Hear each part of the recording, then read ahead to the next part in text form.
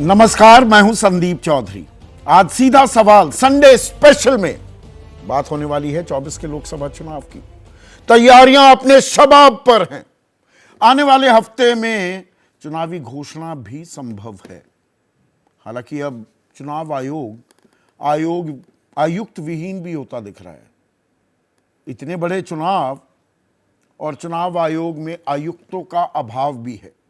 उस पर तो हम आने वाले दिनों में चर्चा करेंगे ही, लेकिन आज हम बात करने वाले हैं 3 ऐसे राज्यों की जिन पर दरअसल दारोमदार होगा चुनावी नतीजे तय करने का। कौन जीतता है, एनडीए जीतता है या इंडिया बाजी पलट देता है। इन्हें स्विंग स्टेट्स भी कहते हैं। दरअसल तमाम जो जानकार हैं, 4 राज्यों पर उनकी निगाहें पिछले कुछ महीनों से गड़ी हुई हैं, और ये हैं पश्चिम बंगाल, बिहार, महाराष्ट्र और कर्नाटक। आज मैं कर्नाटक की बात नहीं करूंगा, लेकिन इन 3 राज्यों की, बिहार, बंगाल और महाराष्ट्र पर तवज्जो देने वाला हूं।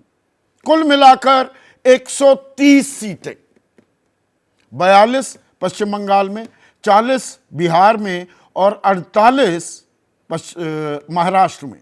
कुल मिलाकर 130। और इनमें से पिछली दफा यानी कि 2019 के लोकसभा चुनाव में एनडीए ने 98 सीटों पर बाजी मारी थी। 98, लगभग क्लीन स्वीप बिहार में। 40 में से 39 एनडीए की झोली में गई। महाराष्ट्र में 48 में से 41, और वो आंकड़ा भी बढ़ गया। निर्दलीय उम्मीदवार नवनीत राणा भी वो एनडीए के खेमे में ही आती दिखी। और 18 सीटें जीती बीजेपी ने अपने दम पर पश्चिम बंगाल में। तो 98 से आगे जाएगा या यही सेंधमारी की सबसे बड़ी संभावना, स्ट्रोक, गुंजाइश है इंडिया के लिए। और इन तीनों ही राज्यों में एक और खास बात, बड़ी रोचक बात हो रही है। हम बात कर रहे हैं एनडीए की और इंडिया की, सत्ताधारी गठबंधन और विपक्षी महागठबंधन की। लेकिन यहां गठबंधन में पेंच लगातार उलझे हुए हैं, सुलझने का नाम नहीं ले रहे।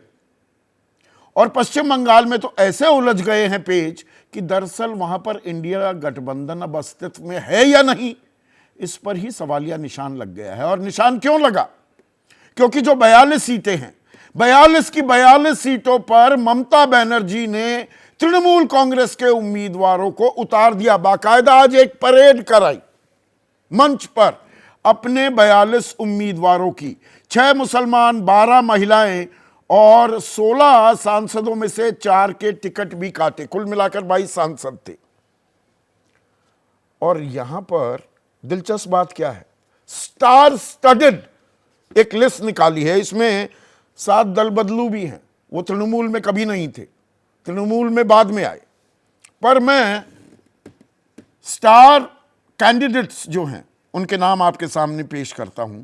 शत्रुघ्न सिन्हा आसनसोल से होंगे, कीर्ति आजाद दुर्गापुर से, यूसुफ पठान, मशहूर क्रिकेटर यूसुफ पठान को बहरामपुर से उतार दिया गया है, जहां पर कांग्रेस के बड़े नेता, लोकसभा में नेता प्रतिपक्ष अधीर रंजन चौधरी, वो सांसद हैं और वो भड़के हुए हैं कि एक बाहरी को उतार दिया ममता दीदी ने। ये ध्रुवीकरण करने की कोशिश कर रही हैं। कांग्रेस, तृणमूल कांग्रेस पर आरोप लगा रही है कि ध्रुवीकरण की कोशिश हो रही है। सायोनी घोष जादवपुर से, ये जानी मानी अभिनेत्री हैं। जून मालिया एक और अभिनेत्री, और शताब्दी रॉय मेदिनीपुर और बीरभूम से इन्हें भी उतारा गया है। अब यहां पर कांग्रेस के वरिष्ठ नेता हैं राजीव शुक्ला। वो क्या बयान दे रहे हैं, इस पर भी गौर फरमाइए।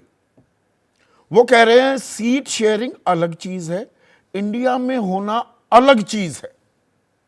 टीएमसी इंडिया में है, जैसे पंजाब में आपके साथ सीट शेयरिंग नहीं है लेकिन दिल्ली में है। अरे दिल्ली में तो है आम आदमी पार्टी के साथ, राजीव शुक्ला जी।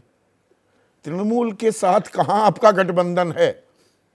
या ये सोची समझी रणनीति भी है कि सब एक साथ आ गए तो बहुत से कांग्रेसी, वो वाम राम राम करने लगे थे, वाम खेमे के लोग बीजेपी में चले गए थे, ऐसा ही कांग्रेस के लोग ना करने लगे तो सोच समझ कर ये रणनीति अपनाई गई है। पर यूसुफ पठान का बहरामपुर से उतारना क्या संकेत देता है? फ्रेंडली फाइट क्या ये होती दिख रही है? अब बात करेंगे बिहार की। बिहार में बाहर है क्या? नीतीश कुमार तो हैं, इंडिया के रचयिता थे, वो वापस एनडीए में चले गए। एक बड़ी वजह उनके वापस एनडीए में जाने की ये थी कि अरे ये तो बहुत देर लगा रहे हैं भैया, सीट शेयरिंग करने का नाम ही नहीं ले रहे। और बिहार में सीट शेयरिंग होने का नाम नहीं ले रही, लेकिन नीतीश कुमार चुप्पी साधे बैठे हैं या अड़े हुए हैं कि भाई 17 सीटें चाहिए। 17 बीजेपी की थी, 17 मेरी थी। 2019 में 16 मेरे जीते, 17 नहीं तो 16, उससे नीचे मैं आने को तैयार नहीं। पर खबर क्या आ रही है? खबर यह आ रही है कि बीजेपी 20-22 सीट चाहती है, 12-13 देना चाहती है वो जेडीयू को। क्या जेडीयू इसके लिए मान जाएगी? और एक प्रॉब्लम ऑफ प्लेंटी तो है ही, चाचा और भतीजा। मैं नीतीश और तेजस्वी की बात नहीं कर रहा हूं, पशुपति पारस और चिराग पासवान, उनके खाते में 4 सीट देने की बात हो रही है। हाजीपुर में चाचा भतीजा अड़े हुए हैं, भतीजा कह रहा है मैं लड़ूंगा, चाचा कह रहा है कि मैं लड़ूंगा, और 4 में दोनों मान भी जाएंगे। मांडवाली हो जाएगी क्या? फिर उपेंद्र कुशवाहा हैं, क्या वो 1 पर मान जाएंगे? जीतन राम मांझी हैं, मुकेश सहनी, क्या ऐसे ही निपटा दिया जाएगा? और ये पेच कब सुलझेगा? जबकि यहां पर अब जो इंडिया बचा है जेडीयू जाने के बाद, एक स्कैर्सिटी की प्रॉब्लम भी है। एक जगह प्रॉब्लम ऑफ प्लेंटी है कि बहुत ज्यादा दावेदार हैं। इंडिया में दरअसल बिहार में क्या उतने दावेदार हैं भी? कांग्रेस को 5-7 सीटों से ऊपर देने का मन नहीं लग रहा है कि बना है लालू प्रसाद यादव का। दूध का जला छाछ भी फूक फूक कर पीता है। 70 विधानसभा सीटें दी, 19 पर जीत हासिल कर पाई कांग्रेस। अच्छा स्ट्राइक रेट होता, आधे में भी आ जाते तो सरकार तेजस्वी की अगुवाई में बन सकती थी 2020 में। तो वाम खेमा और कांग्रेस मिलाकर 10 सीट, तो 30 आरजेडी के पास उम्मीदवार हैं क्या? और तभी ये ऑफर की बातें सामने आ रही हैं, चिराग पासवान आप 10 सीट भी ले लो, आ जाओ हमारे साथ। अब किसके हनुमान बनेंगे? अभी तक तो बने हुए हैं, पूरी वफादारी दिखाई है नरेंद्र मोदी से, बीजेपी से चिराग पासवान ने, लेकिन नीतीश के गले की हड्डी भी हैं, दुखती रग भी हैं। नीतीश ससम्मान से चिराग को एनडीए में आ तो गए हैं, सीट देने के लिए तैयार होंगे भी या नहीं? और उससे भी बड़ा पेच अटका हुआ है महाराष्ट्र में। 48 सीटें, जैसा मैंने आपको बताया 41 एनडीए के खाते में गई, लेकिन अब वो पुरानी शिवसेना तो है ही नहीं। असल शिवसेना तो एकनाथ शिंदे की शिवसेना बन गई है। और एनसीपी भी 2 फाड़ हो गई है। बीजेपी 31 से 32 सीटें लड़ने का मन बना रही है, 10 सीटों पर समेटना चाहती है एकनाथ शिंदे गुट को, जो अब असली शिवसेना है। उसमें भी 2 बीजेपी के उम्मीदवार हों, 8 उनके हों, तो क्या एकनाथ शिंदे मान जाएंगे? और 5 से नीचे में ही सिमटा दिया जाएगा क्या अजित पवार को, असली एनसीपी को? ये बहुत सारे पेच हैं। वहां पर पहुंचे थे गृह मंत्री अमित शाह, बीजेपी के चाणक्य, 2 टूक बातें भी सुना दी घटकों को। विधानसभा चुनाव भी इसी साल होने वाले हैं कि वहां पर आपका इंतजाम कर दिया जाएगा, कॉम्पनसेट कर दिया जाएगा, मुआवजा दे दिया जाएगा। पर क्या तैयार हो जाएंगे? और इंडिया गठबंधन की बात करें तो 27 फरवरी, आज से लगभग 2 हफ्ते पहले, विश्वस्त और पुख्ता सूत्रों ने बताया था जी घोषणा कर देंगे, सीट शेयरिंग हो गई। 12 दिन हो चुके हैं उस बात को। सीट शेयरिंग का फॉर्मूला सामने आने का नाम ही नहीं ले रहा। जो आ रही है बात सामने कि शिवसेना 20 पर, कांग्रेस 15 पर, एनसीपी 10 पर और वंचित बहुजन अघाड़ी प्रकाश आंबेडकर की पार्टी वो 3 पर, इसमें 2-3 ऊपर नीचे हो सकती हैं, पर इसमें भी पेंच अटका हुआ है। 6 सीटें हैं मुंबई शहर की लोकसभा की। कांग्रेस कह रही है 3 पर हम लड़ेंगे, शिवसेना कह रही है 4 पर हम लड़ेंगे।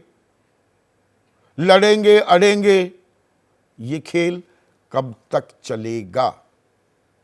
और लड़ाई 130 सीटों की है, इसी पर आज चर्चा। ऐसे में आज का सीधा सवाल, 130 सीटों का घमासान, ये बंटवारा नहीं आसान, और 24 जीतने का आधार बंगाल, महाराष्ट्र, बिहार। चर्चा में, जैसा मैं इतवार को करता हूं अमूमन, किसी भी राजनीतिक दल के किसी भी नुमाइंदे को नहीं बुलाया। देश के जो वरिष्ठ पत्रकार हैं उनका विश्लेषण आज, या उनसे विश्लेषण आज मैं करवाना चाहूंगा। 3 दिग्गज स्टूडियो में मौजूद हैं।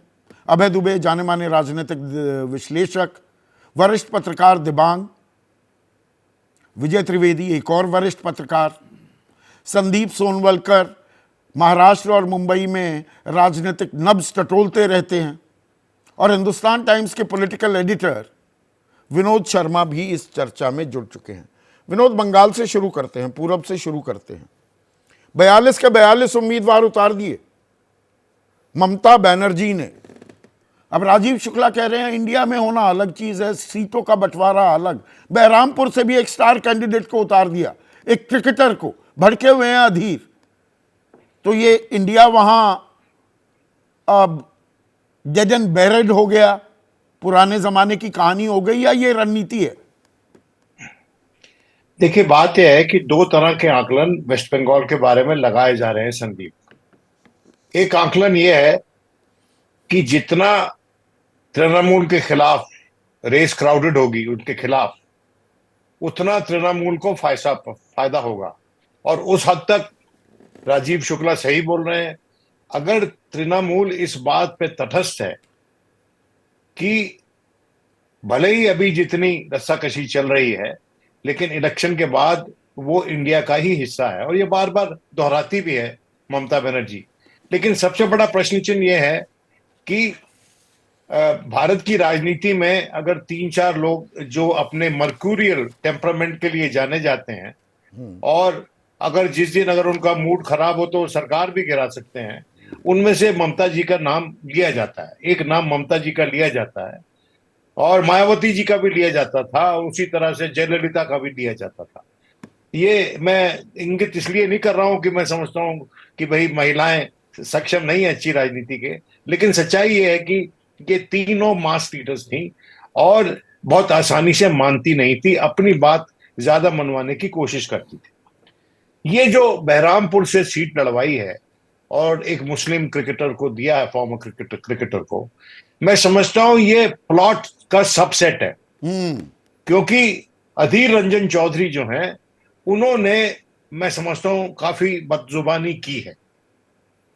देखिए, विरोध सही था। जब उनको पता था कि इंडिया गठबंधन में हम लोगों को एक साथ रहना है, तो इन्होंने प्रेसिडेंट रूल तक डिमांड कर लिया और बहुत सी बातें कही। मैं समझता हूं कि थोड़ा उसमें संकोच करना चाहिए था, और ये पर्सनल लड़ाई हो गई है ममता बनर्जी और अधीर रंजन चौधरी के बीच में।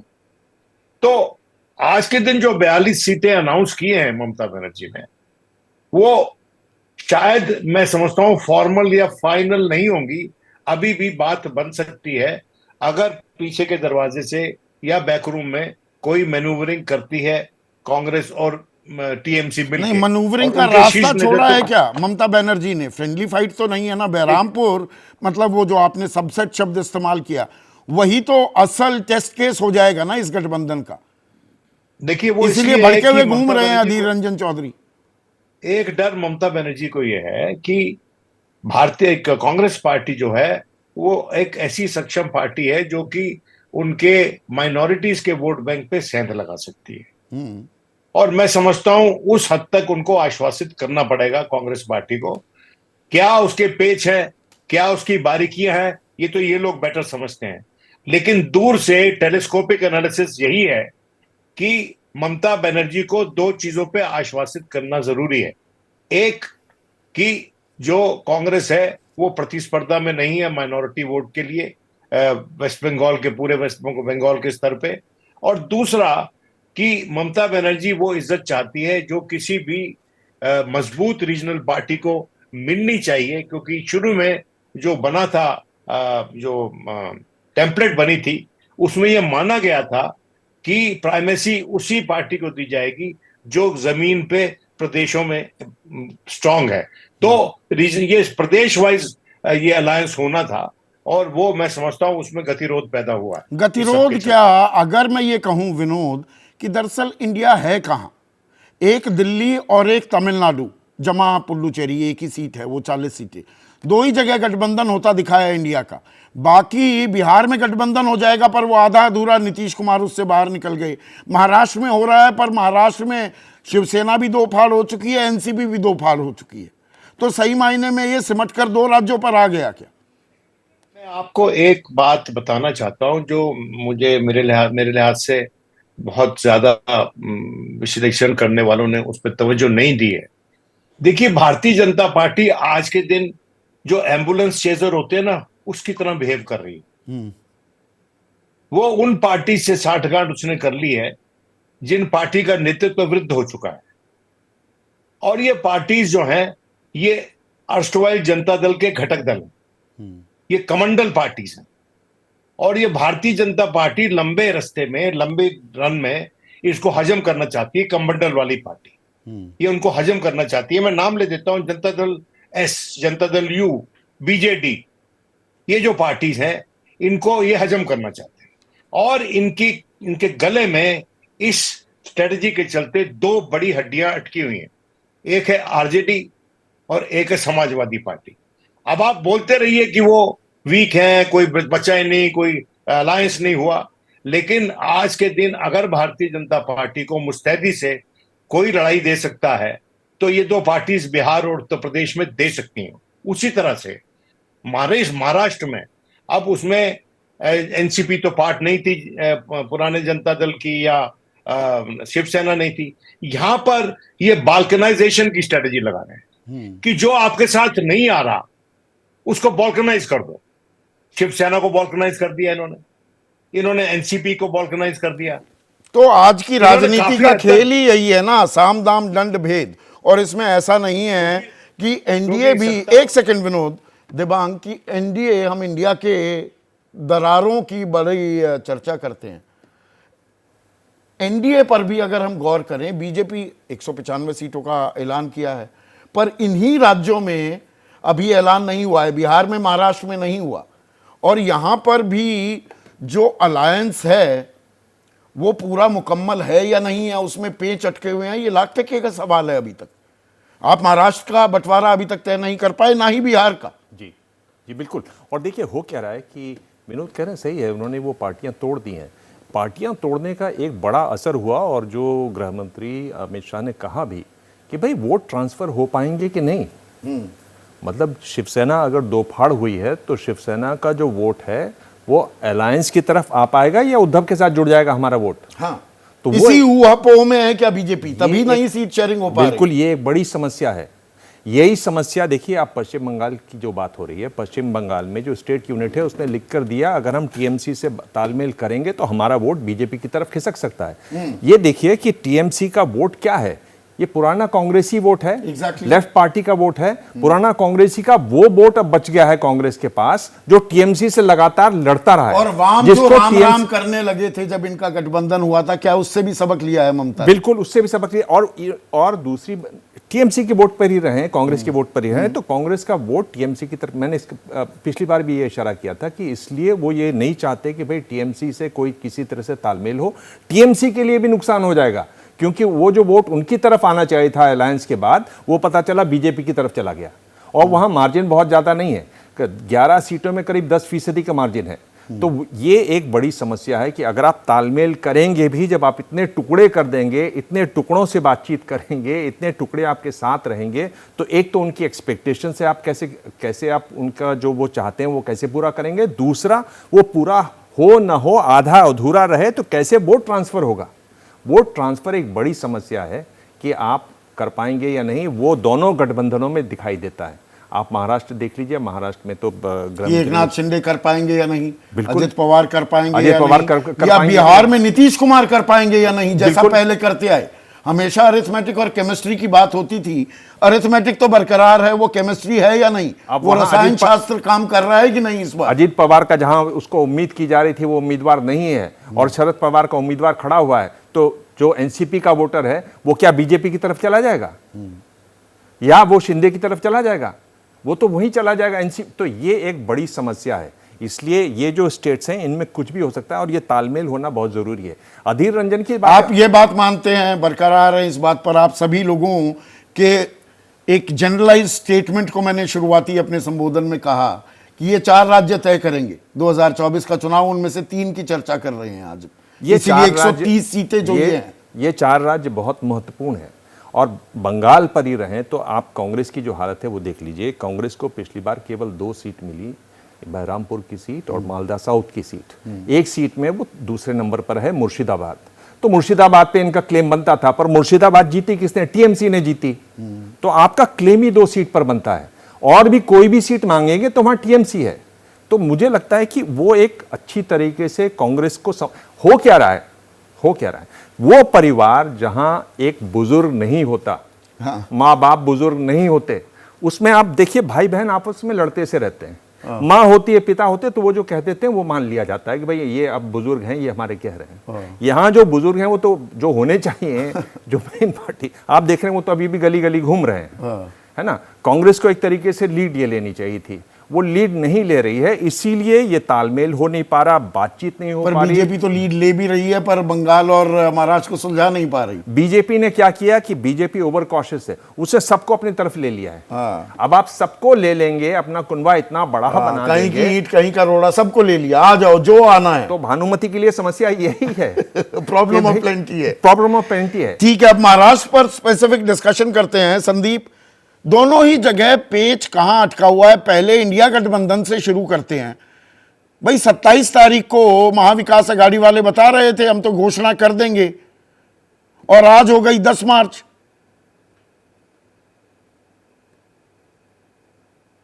देखिए, निश्चित तौर पर शुरुआत हुई वंचित बहुजन अघाड़ी से, जो दरअसल आना ही नहीं चाहती, तरह तरह की शर्तें लगा रही है।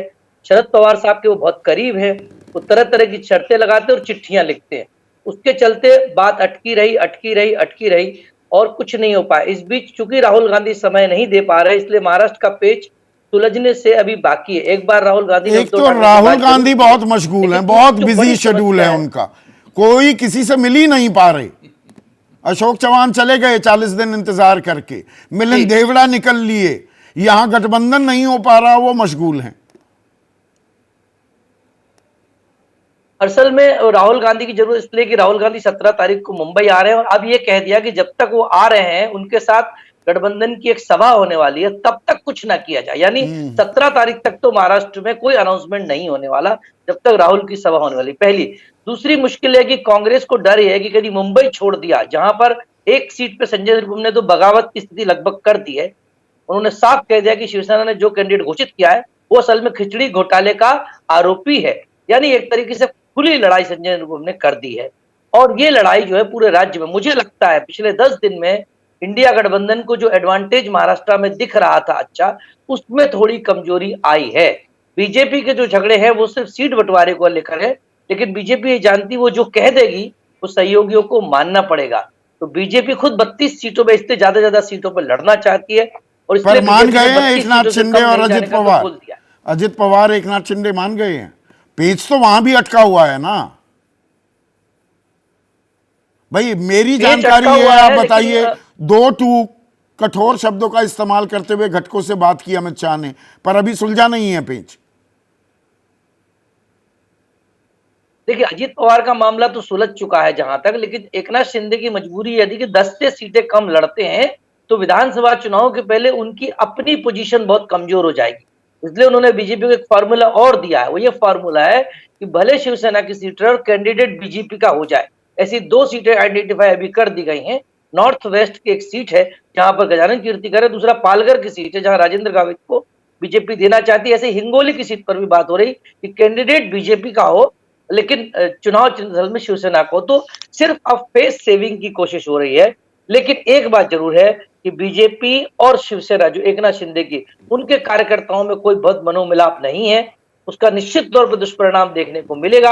आपस में खींचतान भी बहुत ज्यादा है, इसलिए लगता है मुझे तो कई बार ये, हालांकि कहने का सही शब्द नहीं है, लेकिन ऐसा लग रहा है कि लूट का माल कौन ले ले, उस तरह की हालत इससे महाराष्ट्र में दिख रही है और इससे पूरा मतदाता परेशान है।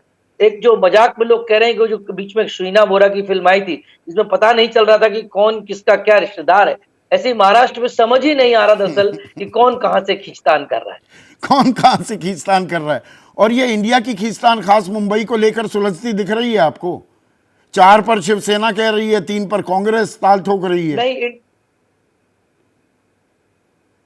देखिए कांग्रेस की मुश्किल है कि कांग्रेस के पास कैंडिडेट ही नहीं है। कांग्रेस का सिर्फ 2 जगह कैंडिडेट है और एक जगह कैंडिडेट जहां पर था वर्षा गायकवाड़, वो सीट ऑलरेडी अनिल देसाई ने ले ली है, उसको साउथ सेंट्रल बोलते हैं। तो अब कांग्रेस को बांद्रा की सीट और अंधेरी की सीट मांग रही है, लेकिन शिवसेना कह रही है कि आप उत्तर मुंबई लड़ो। उत्तर मुंबई तो ऐसी सीट है कि बीजेपी किसी को भी खड़ा करेगी तो जीत जाए, तो कांग्रेस वहां जाना नहीं चाहती। संजय निरुपम को बार बार कहा जा रहा है उत्तर मुंबई जाओ, वो जाना नहीं चाहते, तो अब वो भी बहुत नाराज हैं। तो अब डिटेलिंग में भी, हाँ डिटेलिंग में भी बात आ गई है। अब थोड़ा बिहार की बात कर ले।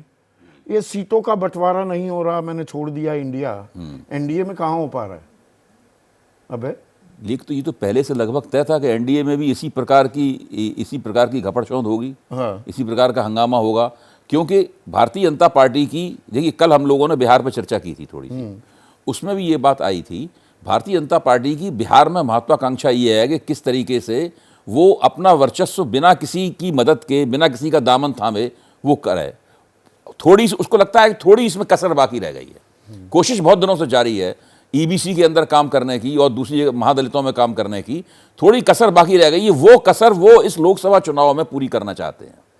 इसके लिए वो नीतीश कुमार को उनकी मर्जी की सीटें किसी कीमत पर नहीं देंगे। अब नीतीश क्यों मान जाएंगे? हाँ। नीतीश तो मजबूरी है आज की तारीख में। ठीक कह रहे हैं आप, बीजेपी का काम नहीं चलेगा। नीतीश अगर मान जाएंगे तो उनकी राजनीति तकरीबन खात्मे की तरफ पहले से बढ़ चुकी है और ज्यादा तेज पुराने चावल हैं, पुराने धुरंधर हैं स्केल के। बिल्कुल, तो इसमें बहुत जबरदस्त हुज्जत होने वाली है और जो दूसरे छोटे छोटे सहयोगी दल हैं वो नीतीश कुमार को सख्ती से नापसंद करते हैं। भारतीय जनता पार्टी का अपना जनाधार और उनके जो नेता हैं मझोले स्तर के, वो भी नीतीश कुमार को सख्ती से नापसंद करते हैं। तो नीतीश कुमार को तो आला कमान ने बिहार इकाई के ऊपर थोपा है ना। जो बिहार मेरी इकाई ने स्वागत जानकारी तो किया है उनका। 2019 की, 2019 में भी ये कयासबाजी बहुत हुई थी। तब भी यही 17 और 6 तब था कि भाई बीजेपी कमजोर, तो तब भी होने लगे थे नीतीश। तो बीजेपी ज्यादा सीटों पर लड़ना चाहती थी, 20 से ज्यादा पर। नीतीश नहीं माने और नीतीश दरअसल वो जगत प्रकाश नड्डा या अमित शाह से भी बात नहीं करेंगे। उनकी बात होती है सीधे प्रधानमंत्री से। और प्रधानमंत्री, जो मेरी जानकारी है 2019 में प्रधानमंत्री का एक फोन गया, आप क्या चाहते हैं 17 बराबर कर दो और बात खत्म। ध्यान याद है मुझे, याद। हिस्ट्री इज रिपीटिंग इटसेल्फ, इतिहास दोहराएगा इस बार भी। या ये 12-14 की जो खबरें आने लगी, आपको लगता है कि ऐसा हो सकता है, ऐसा मान जाएंगे नीतीश? देखिए पिछले 5 वर्ष में नीतीश की हैसियत में बहुत गिरावट आई है। नीतीश पिछले 5 वर्ष में कितने बार वो पलट चुके हैं, अब उसकी गिनाने की ज़रूरत नहीं है। उनकी बहुत गिरावट आई है, उनकी लोकप्रियता भी उतनी अच्छी नहीं है जो कुछ। और पिछले विधानसभा चुनाव से ये सिलसिला शुरू हुआ था 2020 के, और वो सिलसिला लगातार जारी है। 2 बार उन्होंने विधानसभा चुनाव के बाद पलटी मारी है, उससे और गिरावट आई है। मुझे नहीं लगता कि अब नरेंद्र मोदी इस सवाल के ऊपर कोई नीतीश फ़ोन करके हस्तक्षेप करेंगे ताकि नीतीश की बात मान ली जाए। तो नीतीश कुमार को भारतीय जनता पार्टी अंततः दबाव डालकर कम सीटों के ऊपर राजी करेगी। ऐसा शुरू में कहा गया था। जो लोग दावा करते हैं कि उन्हें भारतीय जनता पार्टी के अंदर की बातें पता हैं, हाँ। उन लोगों ने ये कहा था कि नीतीश कुमार के साथ जो समझौता हुआ है, उस समझौते में उन्हें लोकसभा की सीटें कम देने वाली बात हो रही है। तो नीतीश कुमार कैसे इस पूरे मसले से निपटते हैं, इस पर हम लोगों को नज़दीकी निगाह रखनी पड़ेगी। तो नीतीश का फैक्टर, अभी नीतीश के साथ क्या होती है सीटों पर बंटवारे की बात, और इसमें चिराग पासवान का ये जो पेंच है, ओवर प्ले कर रहे हैं या चिराग पासवान दरअसल आज की तारीख में बिग कैच हैं और एनडीए इंडिया दोनों पुरजोर कोशिश कर रहे हैं, पर एनडीए में नीतीश को वो फूटी आंख नहीं सुहाते। नहीं, वो नीतीश और उनके अंदर बहुत लांग डांट है, इसमें कोई शक की बात नहीं। और मेरा मानना है कि नीतीश की लांग डांट मांझी से भी है, नीतीश की लांग डांट उपेंद्र कुशवाहा से भी है, उन लोगों से भी उनके किसी से उनके अच्छे संबंध नहीं है। और जहाँ तक चिराग पासवान का सवाल है, चिराग पासवान, मेरा अपना आकलन ये है कि वो एनडीए में ही रहेंगे और जो तेजस्वी ने उनको जो प्रस्ताव दिया है उस प्रस्ताव का लाभ वो भारतीय जनता पार्टी के साथ सौदेबाजी में करेंगे। सौदेबाजी में करेंगे, पर उसके लिए विजय है, पहले नीतीश कम सीटों पर माने तब जाके गणित बैठेगा, वरना 33 सीटें गई या 34 सीटें 2 के बीच में ही बट गई तो 6 में कितनों को समाओगे? यही मुश्किल वहाँ पर बिहार में सबसे ज़्यादा लगती है मुझे कि भारतीय जनता पार्टी के गठबंधन को या एनडीए गठबंधन को, क्योंकि जो 3 और दल हैं, 3 को बल्कि 4 कहना चाहिए, क्योंकि एलजेपी भी 2 हिस्सों में, पशुपतिनाथ पारस है और चिराग पासवान है, और उधर दोनों लोग हैं, हम का और उपेंद्र कुशवाहा का, तो उनकी दोनों की 2 सीट है। और बाकी इन लोगों को वो शायद इस कैच के लिए भी यूज कर रहे हैं, जैसे अभय जी ने जिक्र किया कि चिराग इस तरह से यूज कर रहे हैं तेजस्वी को, दूसरी तरफ बीजेपी नीतीश कुमार को थोड़ा दबाव बनाने के लिए इस कैच को यूज कर रही है, भाई इन सबको भी तो देना है सीट। पिछली बार तो सिर्फ एलजेपी थी, पहले तो एक LJP हाँ, थी। तो अब 4 पार्टियां और हैं, तो 4 पार्टियों को कितनी सीट दी जाए इस पर। लेकिन जो गठबंधन में, एनडीए के गठबंधन में जितने सहयोगी दल हैं उसमें सबसे मुश्किल काम है नीतीश कुमार को मनाना, वही सबसे कॉम्प्लिकेटेड है। महाराष्ट्र में मैं इतना मुश्किल नहीं समझ रहा हूं कि महाराष्ट्र में, क्योंकि विधानसभा चुनाव भी है, विधानसभा 4 चुनाव भी है महीने और बाद। भारतीय जनता पार्टी वहां पर ज्यादा ताकतवर पार्टी है और एकनाथ शिंदे गिव एंड समझते हैं- टेक हो सकता है कि भाई आपको विधानसभा में इतनी दे दे। और दूसरा, एकनाथ शिंदे आज इस स्थिति में नहीं है, वो बीजेपी के साथ ही अपने एमपीज को जिता सकते हैं, अकेले एकनाथ शिंदे नहीं जिता सकते, जबकि बीजेपी अपने एमपीज को तो जिता ही सकती है और उसकी मदद से थोड़ा सा होगा। तो वहां नहीं है, महाराष्ट्र में थोड़ा सा है, लेकिन वो भी बहुत मुश्किल नहीं है। ये अटकन कितनी बड़ी दिखाई दे रही है बिहार और महाराष्ट्र में आपको, बहुत दोनों ज्यादा। गठबंधनों के लिए? नहीं, देखिए गठबंधन को इंडिया बिहार में तो चलिए, अब नीतीश गए तो वहां वहां पर- तो कोई वहां दिक्कत कोई नहीं, दिक्कत नहीं है। पर इंडिया की दिक्कत महाराष्ट्र और महाराष्ट्र- एनडीए की भी, महाराष्ट्र दोनों में। में से किसकी जल्द सुलझती दिख रही है? इंडिया गठबंधन के बजाय एनडीए गठबंधन की जो मुश्किलें हैं वो जल्दी सुलझ जाएगी, और बिहार में भी सुलझ जाएगी। लेकिन NDA एक बात की सुलझ समझ जाएंगी। जी, एक बात समझ लीजिए, गठबंधन, दोनों गठबंधन में फर्क क्या है। इंडिया गठबंधन में फर्क यह है कि सब पार्टियों को एक दूसरी पार्टी की बहुत ज्यादा जरूरत है और कोई भी पार्टी एक दूसरे से ज्यादा मजबूत नहीं है, ठीक है, कोई सिंगल पार्टी के तौर पर नहीं है। एनडीए गठबंधन में भारतीय जनता पार्टी सबसे बड़ी पार्टी और वो 70-30 का रेशियो पर ताकतवर है, बल्कि 80-20 की रेशियो पर है। इसलिए वो जो पार्टियां हैं, छोटी पार्टियां, वो उस पर डिपेंडेंट हैं भारतीय जनता पार्टी पर। तो वो अपनी ताकत के लिए, अपने गठबंधन के लिए, अपनी पार्टियों के लिए सीट तो मांगती हैं, लेकिन फाइनली उनको मानना ही पड़ेगा। ये वैसा है जिसका जिक्र मैंने शायद किया था कि नहीं यहाँ, कि अभी मुंबई में एक प्री वेडिंग सेरेमनी हुई, तो वो प्री वेडिंग सेरेमनी में क्या कि हर एक आदमी घुसकर अपनी सेल्फी खिंचाना चाहता है। वो एनडीए गठबंधन है कि वहाँ बीजेपी के साथ सब लोग अपनी सेल्फी खिंचाना चाहते हैं, वहाँ पर उस गठबंधन में शामिल हो जाए। इसलिए जैसे अभय जी ने कहा, मैं चिराग का बहुत कम संभावना लगती है कि वो तेजस्वी के साथ चले जाए। तो सारे दल जो है, चाहे वो, तो अब तीनों राज्यों का मैं आप सभी से आकलन चाहूंगा और उल्टा फेरा घुमाता हूं, आप इसे ही इस सवाल की शुरुआत करता हूं। महाराष्ट्र में ये देखिए 130 का जो आंकड़ा था, 98 सीटें एनडीए के पास गई। महाराष्ट्र में 48 में से 41। इस बार की स्थिति क्या लगती है एनडीए और इंडिया की? यदि तीनों राज्यों में बात करें, महाराष्ट्र से शुरू करते हैं। महाराष्ट्र से शुरू करते हैं। महाराष्ट्र में एनडीए की सीटें कम होंगी, भारतीय होंगी। जनता पार्टी की कम नहीं होंगी। कितनी कम हो जाएंगी? मुझे लगता है कि 5 सीटें कम से कम हो सकती हैं। 5-7 सीटें आप कम कह रहे हैं, मतलब 35 तक आ सकता है। हाँ, 35 तक आ सकता है। और बिहार में भी 5 सीटें मुझे लगता है कि नहीं, कम एक ही राज्य को रखते हैं, अच्छा, हमारा व्यूअर नहीं तो कंफ्यूज होता ठीक है। है। महाराष्ट्र में आपका आकलन क्या है दिबांग? महाराष्ट्र में बिल्कुल मुझे लगता है कि सीटें कम होंगी और कितनी? अगर ठीक से बटे टिकट तो मेरे ख्याल से 7 से 10 सीटें तक कम हो सकती हैं। 10 सीटों तक भी कम हो सकती है, मतलब 30-32 पर भी आ अगर ये सकता है ठीक से एनडीए बातचीत का। हो- जी। महाराष्ट्र देखिए, सब कुछ इस बात पर निर्भर करता है कि उद्धव ठाकरे की शिवसेना के आधार में क्या साख है। अगर वो उद्धव ठाकरे ने अपनी साख को बनाए रखा, जैसी जब वो मुख्यमंत्री थे तो उनकी बहुत अच्छी साख हुआ करती थी, मुख्य प्रशासक के तौर पे उनकी साख थी, वो अच्छे राजनीतिक रणनीतिकार नहीं साबित हुए, उनकी नाक के नीचे से विद्रोह हो गया, पार्टी तोड़ दी गई। लेकिन अगर उन्होंने अपनी पुरानी साख को बनाए रखा है अभी तक, तो फिर एनडीए को महाराष्ट्र में काफी नुकसान होगा। कितना? काफी का मतलब 10-12 सीटें कम हो जाएंगी उसकी, 10-12 सीटें 10-12, आप कम हो भी जाएंगी। 30 के करीब का आंकड़ा। जी, संदीप, जी। आपका आकलन? देखिए, मैं स्पष्ट तौर पे कह दूं कि शिवसेना 5 से 7 सीटें, शरद पवार की पार्टी 2 सीटें और कांग्रेस 3 सीटें जीत सकती। इससे ज्यादा की संभावना कांग्रेस की नहीं। सबसे कमजोर कड़ी इस समय देखो ये तो कांग्रेस है। तो यदि कुल कांग्रेस कमजोर पड़ मिलाकर गई तो 10-12 मुश्किल तौर सीटें पे आ 10-12 सकती हैं, तो बमुश्किल 5 का नुकसान होगा एनडीए को। विनोद?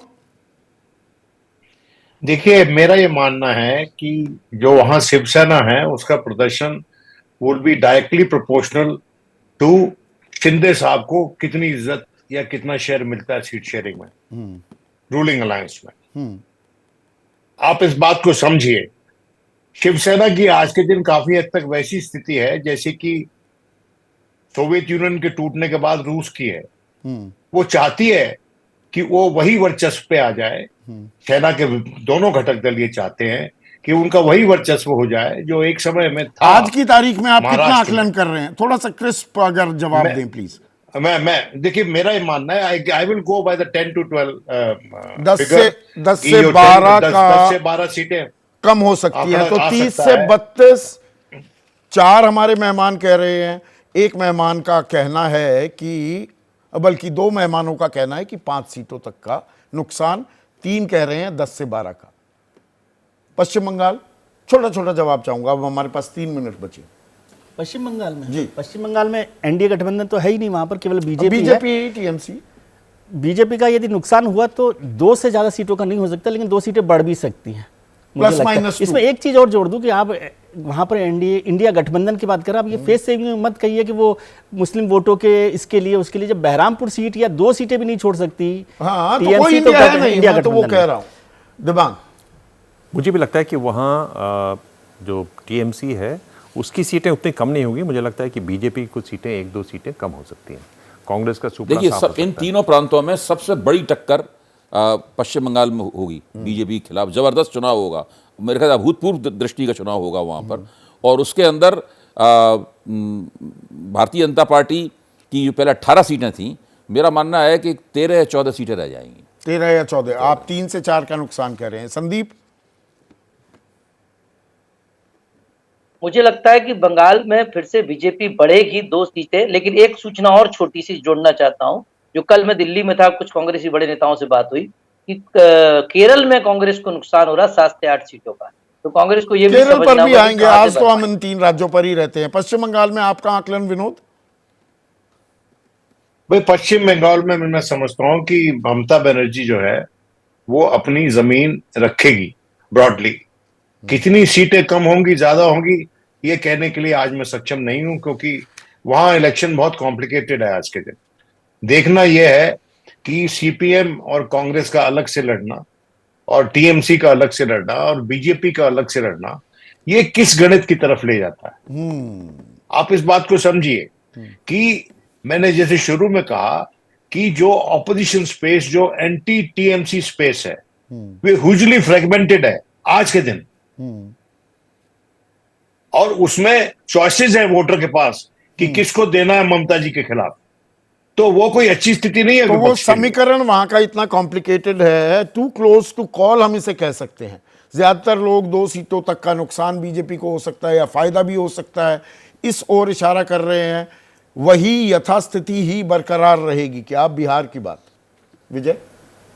बिहार में बीजेपी की सीट कम नहीं होगी, एनडीए की बात कर रहा एनडीए हूं। की सीट कम होगी। कितनी कम? 39 थी 40 में से। वहाँ पर भी मुझे 5-6 सीटों का लगता है, क्योंकि तेजस्वी को मैं एक मजबूत कड़ी के तौर पे वहाँ देख रहा हूँ।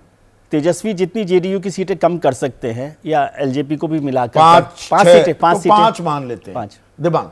मुझे लगता है कि तेजस्वी वहाँ पर एक बहुत बड़ी ताकत के रूप में उभर रहे हैं और जो मीडिया है उसने अभी तक उनको उस तरीके से नहीं पकड़ा है जिस तरह से उन्होंने अपना भाषण दिया विधानसभा में। उसके बाद जो उनकी रैली हुई और रैली का जनविश्वास यात्रा पर जिस तरह से तेजस्वी को सपोर्ट आया, गांधी मैदान में जिस तरह से रैली हुई, जिस तरह से लोग वहाँ एक नई ऊर्जा का संचार वहाँ दिखाई देता है। मुझे लगता है कि आपका आंकड़ा कितना? मुझे लगता है कि 6 से 10 सीटों का नुकसान एनडीए 10 सीटों तक का भी नुकसान हो सकता है, कल 30 मैंने पर अपना आ आंकड़ा सकता दिया है। था, 5-6 सीटों का एनडीए को नुकसान होगा। भारतीय जनता पार्टी को नहीं हो सकता, नहीं होगा नुकसान, पर लेकिन एनडीए बाकी को हाँ, नुकसान NDA होगा। संदीप,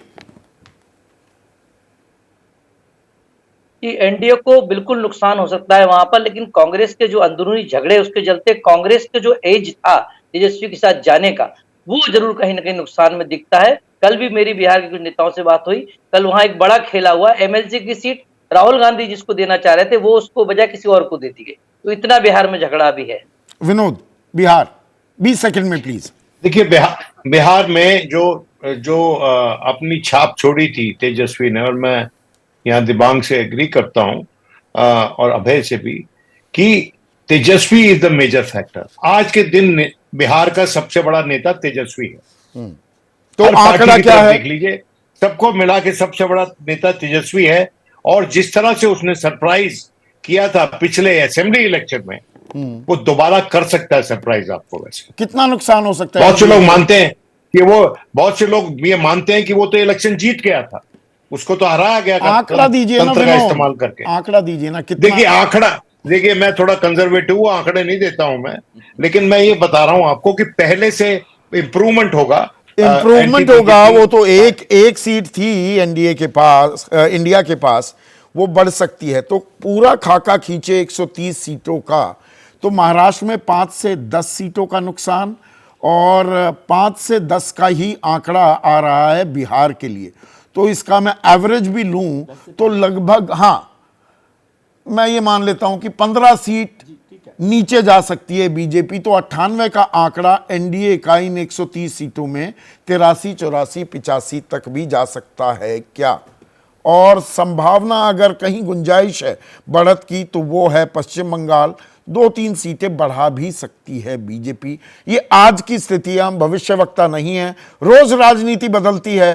तो मौजूदा परिस्थिति में सूरत हाल का ये आकलन है। तो आज सीधा सवाल संडे स्पेशल में हम बात कर रहे थे बंगाल, बिहार और महाराष्ट्र की 130 सीटों में कौन भारी पड़ रहा है।